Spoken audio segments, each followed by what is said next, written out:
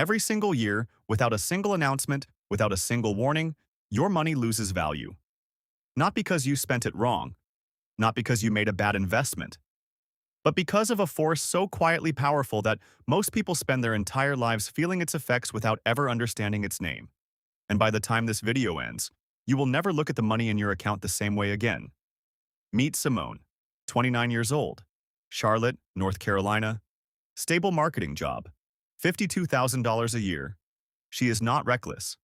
She brings lunch to work, skips the expensive coffee shops, drives a used car she paid off 2 years ago. By every standard she was taught, Simone is doing the right things. But lately something feels wrong. Her bank account is growing.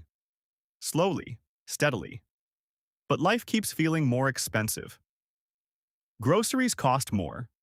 Rent went up again. The electric bill that used to be $90 is now $130. Simone is not spending more. Her money is just buying less. What Simone is experiencing is not bad luck. It is not poor budgeting. It is inflation. And it has been working against her every single day without ever introducing itself. To understand why your money loses value, you need to understand one of the most important and least taught concepts in personal finance. Purchasing power. Purchasing power simply means what your money can actually buy. And here is the critical truth. The number in your bank account can grow, while what that number can purchase in the real world quietly shrinks. Every year, prices rise. Not dramatically, not all at once, but consistently, gradually, and relentlessly. Groceries, rent, healthcare, car insurance, utilities. The cost of virtually everything you need to live increases year after year. This is inflation.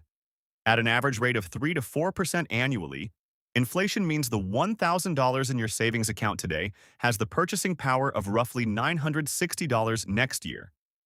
The money did not disappear, but its ability to buy things in the real world quietly eroded. And this is the part most people never fully feel until they are standing in a grocery store wondering how the same cart of food costs $40 more than it did 2 years ago. Let us make this real. In 2020, the average American family spent approximately $412 per month on groceries. By 2024, that same cart from the same store cost closer to $530.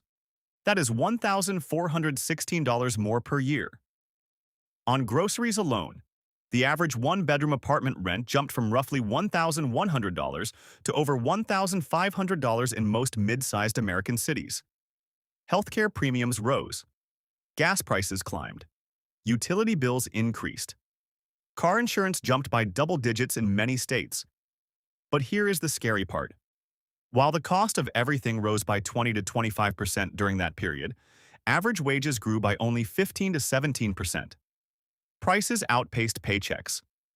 Life became objectively more expensive, not because people spent more irresponsibly, but because the purchasing power of every dollar they earned quietly declined. Simone did not change her lifestyle. Inflation changed the cost of living around her. Here is what most financial conversations never tell you clearly enough. Inflation does not just raise prices. It silently transfers wealth. When prices rise but your cash sitting in a low-interest account cannot keep up, the real value of that cash decreases. And that lost value does not simply vanish. It shifts toward people and institutions that own assets. Real estate, stocks, businesses, things that increase in value when inflation rises. While Simone's savings account pays her 0.5% annually and inflation runs at 4%, she is effectively losing 3.5% of purchasing power every single year. Saving money is responsible. It is a habit worth building. But saving alone, in accounts that cannot outpace inflation, is the financial equivalent of running toward a destination while the road moves backward beneath your feet. You feel like you are making progress. But in real terms, in what your money can actually buy terms, you are falling behind. Every year. Quietly. Consistently. This is where the financial trap begins. Most people fall into this trap not because they are irresponsible, but because nobody taught them the difference between nominal value and real value. Nominal value is the number you see in your account. Real value is what that number can actually purchase in the world. A generation of hardworking Americans was taught to save without being taught what happens to idle money over time. They put their savings into accounts paying 0.01% annually, and they felt secure because the number went up.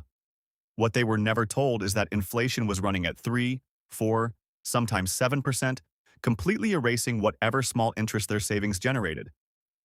This is why millions of Americans work harder every year and still feel like they are falling further behind. It is not a personal failure. It is a structural reality that benefits from most people not fully understanding it. But here is what changes everything. Wealthy people do not think about money the same way Simone was taught to. And the difference is not income. It is not privilege. It is not luck.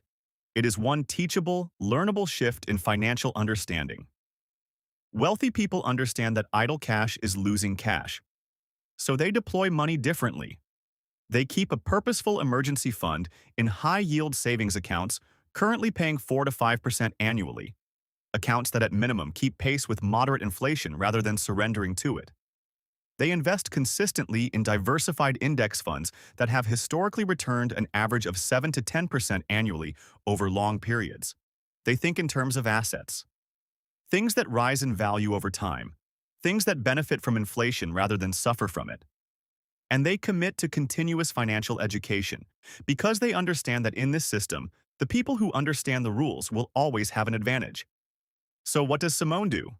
What do you do? Step 1. Move your emergency fund to a high-yield savings account. 3 to 6 months of expenses. Same FDIC protection, but earning 4 to 5% instead of 0.01%. Your money stays safe, but it stops surrendering purchasing power needlessly. Step 2. If your employer offers a 401k match, capture every dollar of it before anything else. An employer match is an instant 50 to 100% return. Nothing competes with that. Step 3. Begin investing in a low-cost total market index fund.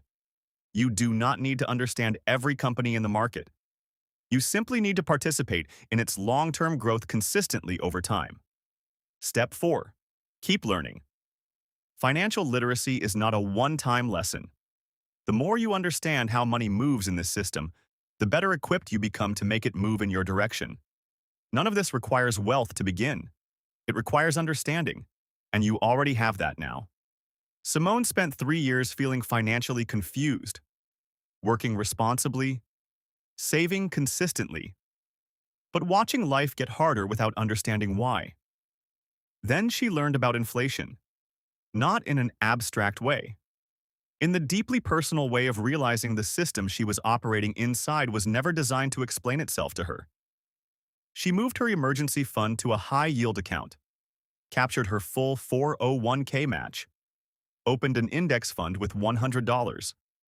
Not perfect, not dramatic, but intentionally different. And different, applied consistently over time, is how purchasing power is protected and eventually grown.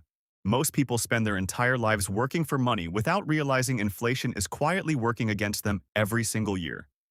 But now you see it. And the moment you can see the force working against you is the moment you can begin making decisions that work against it in return. Your financial story is not defined by where you started. It is shaped by what you understand and what you choose to do with that understanding from this point forward. Subscribe for more financial truths they never put in the curriculum. New videos every week. Share this with someone who needs to finally understand why life keeps feeling more expensive, because they deserve to know. And so did you.